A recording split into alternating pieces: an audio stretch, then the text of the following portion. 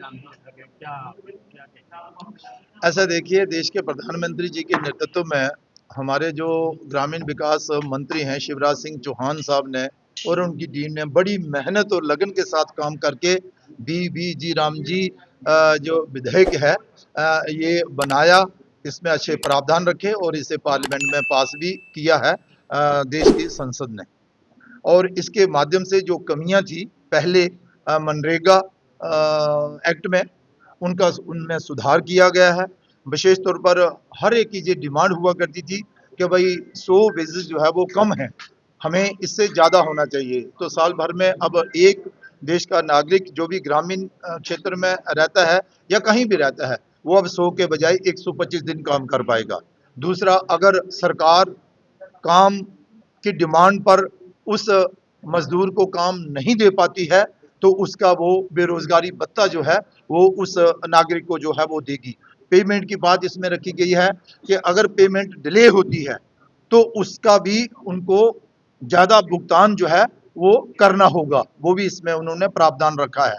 इसके अलावा 60 दिन साल भर में काम नहीं होगा। कारण ये है, अक्सर किसानों की ये एक शिकायत आया करती थी, वो स्वयं भी काम करना चाहते थे और फिर लेबर के माध्यम से भी काम करवाना चाहते थे, लेकिन उन दिनों लेबर मिलती नहीं थी और मजदूर मिलते नहीं थे। तो 60 दिन उन्होंने कहा कि साल भर में काम नहीं होगा, तब जब किसान जो है किसानी कर रहा होगा, वो बुआई कर रहा होगा, वो कटाई कर रहा होगा।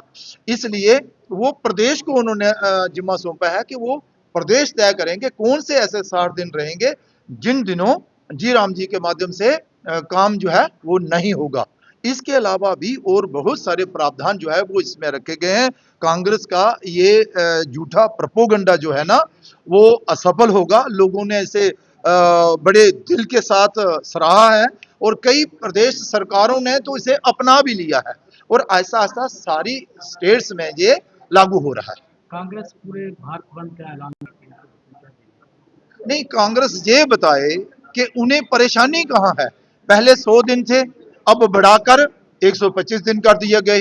पहले पेमेंट डिले होने पर सालों सालों लोगों को इंतजार करना पड़ता था, अब उसका खमियाजा जो है वो राज्य सरकार या केंद्र सरकार को देना होगा। उसके बाद अगर मजदूर की डिमांड पर अगर वो दिहाड़ी नहीं दे सके, काम नहीं दे सके सरकार, तो उसका उनको बेरोजगार भत्ता जो है वो उनको देंगे। और इसमें बजट में भी बढ़ोतरी कर दी गई है।